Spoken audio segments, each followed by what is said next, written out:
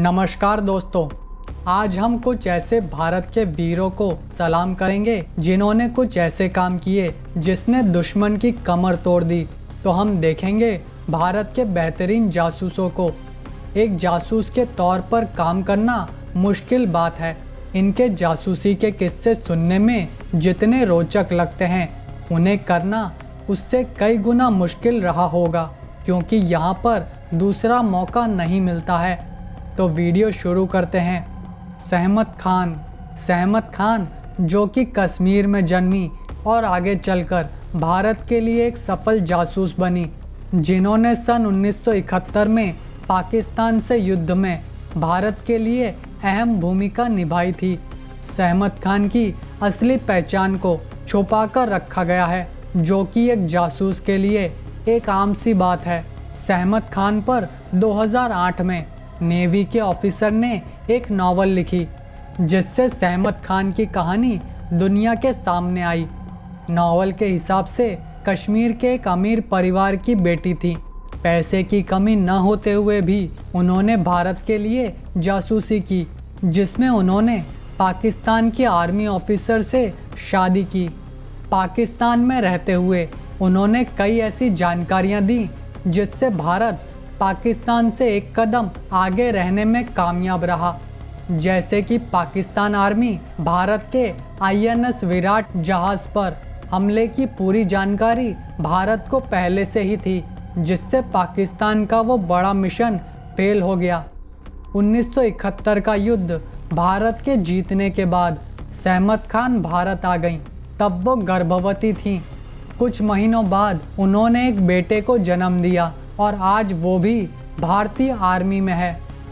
रविंद्र कौशिक सन 1952 में राजस्थान के श्री गंगानगर में एक परिवार में जन्मे रविंद्र कौशिक, जिन्हें भारत का सबसे कुशल जासूस माना जाता है।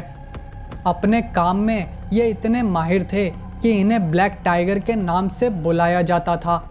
अपनी जवानी में ये थिएटर एक्टर थे। जब रॉ के एक अधिकारी ने इनकी एक्टिंग देखी तो वो काफ़ी प्रभावित हुए और उन्होंने रविंद्र को रॉ के लिए काम करने का ऑफ़र दिया, जिसे रविंद्र ने स्वीकार किया। कुछ समय बाद उन्हें पाकिस्तान भेजने की बात हुई, जिसकी तैयारी में करीबन 2 साल का समय लगा, जिसमें उन्हें मुसलमान व्यक्ति अपनी दिनचर्या में किस तरह का व्यवहार करता है वो सिखाया गया और उनके बोलचाल पर काम किया गया। उसके बाद वो नबी अहमद शारिक के नाम के साथ पाकिस्तान पहुँचे। वहाँ उन्होंने सबसे पहले कराची यूनिवर्सिटी से अपनी LLB की पढ़ाई पूरी की। देखते ही देखते कुछ ही समय में वो पाकिस्तान आर्मी में शामिल हो गए और मेजर तक बन गए। इसी बीच उन्होंने एक पाकिस्तानी लड़की से शादी भी की। पाकिस्तान आर्मी में ऊंची पोस्ट पर होने के कारण उन्हें खुफिया जानकारियां आसानी से मिल जाती, जिन्हें वो भारत तक भेज दिया करते और भारत पाकिस्तान से हर कदम पर आगे रहता।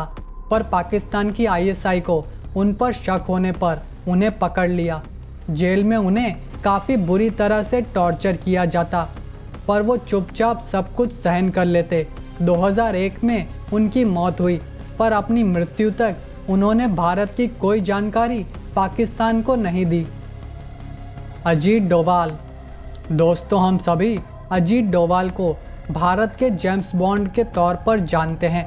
नरेंद्र मोदी जी के प्रधानमंत्री बनने के बाद से ही अजीत डोभाल भारत के नेशनल सिक्योरिटी एडवाइज़र हैं, जो कि इस काम को बड़ी ही कुशलता के साथ कर रहे हैं। लेकिन इन्हें यहाँ तक पहुँचने के लिए काफ़ी सारी परेशानियों का सामना करना पड़ा है। सबसे पहले इन्होंने IPS के तौर पर देश की सेवा की। उसके बाद इनकी प्रतिभा को देखकर बड़े से बड़े काम के लिए अजीत डोभाल को ही याद किया जाता। उन्होंने करीबन 7 साल तक पाकिस्तान में रहकर भारत के लिए जासूसी की। वहाँ रहते हुए डोभाल ने कई खुफिया जानकारियाँ भारत तक पहुँचाईं। उन्होंने इतने मुश्किल भरे कामों को अपनी तरह से पूरा करके दिखाया। अजीत डोभाल के ऐसे ही कुछ वीरता भरे कामों के कारण उन्हें देश का शौर्य वीरता पुरस्कार कीर्ति चक्र दिया गया है। सरस्वती राजमणि।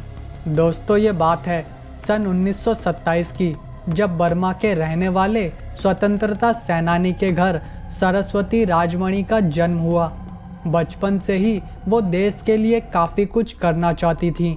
वो मौका मिला जब उन्होंने सुभाष चंद्र बोस से प्रभावित होकर 16 साल की उम्र में आज़ाद हिंद सेना को ज्वाइन किया और कुछ ही समय बाद उन्हें मिलिट्री इंटेलिजेंस एजेंसी में ले लिया गया।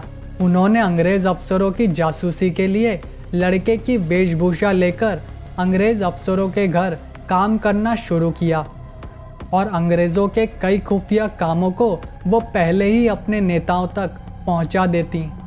एक बार जब उनकी एक साथी को अंग्रेज़ों ने पकड़ लिया तो उसे बचाने के लिए वो एक डांसर बनकर वहां गई और अफसरों को बेहोश कर अपने साथी को वहां से बचा लाई।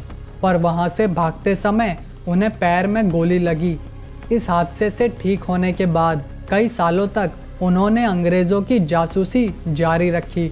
ये वीडियो आगे देखने से पहले मैं आप सभी से कहूँगा कि अगर आपने मेरे चैनल को सब्सक्राइब नहीं किया है तो सब्सक्राइब कीजिए और बेल आइकन को भी प्रेस करना मत भूलिएगा। मोहनलाल भास्कर। आज मोहनलाल भास्कर के नाम को बहुत कम लोग ही जानते हैं, जिन्होंने हर मुश्किल काम को बड़ी ही बहादुरी के साथ अंजाम दिया। शायद आप इनके नाम को नहीं जानते हो, लेकिन इनका काम खुद से बोलता है। जब उनकी रॉ में भर्ती हुई तब उन्हें पाकिस्तान में रहकर भारत के लिए जासूसी का काम दिया गया, तो उसके लिए उन्होंने अपना धर्म बदलकर इस्लाम कबूल कर लिया और मोहम्मद असलम के नाम से पाकिस्तान में रहने लगे।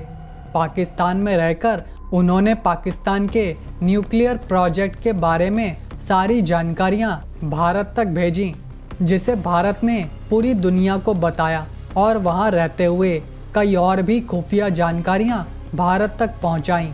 लेकिन उनके ही एक साथी अमरीक सिंह ने उन्हें धोखा दिया और पाकिस्तान को उनके बारे में बता दिया, जिस वजह से मोहनलाल को पाकिस्तान की जेल में 14 साल के लिए रहना पड़ा।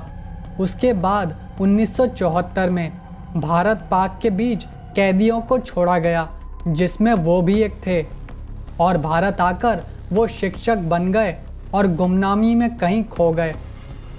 कश्मीर सिंह।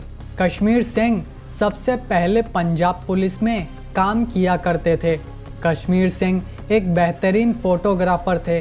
इस शौक की वजह से उन्हें 400 रुपये महीने के वेतन पर भारत पाक बॉर्डर पर पाकिस्तान की सैन्य ठिकानों की तस्वीरें लाकर भारत की काफ़ी मदद की, जिसका फ़ायदा भारत को 1971 की लड़ाई में हुआ। इनके अच्छे काम के कारण उन्हें पाकिस्तान भेजा गया उनकी जासूसी के लिए, और वो मोहम्मद इब्राहिम के नाम से पाकिस्तान में रहने लगे। तब वे पाकिस्तान की खुफिया तस्वीरें भारत देने आया करते। ऐसा वो साल में कई बार किया करते थे। पर एक दिन उनके एक साथी ने उन्हें धोखा दिया और उन्हें पकड़वा दिया।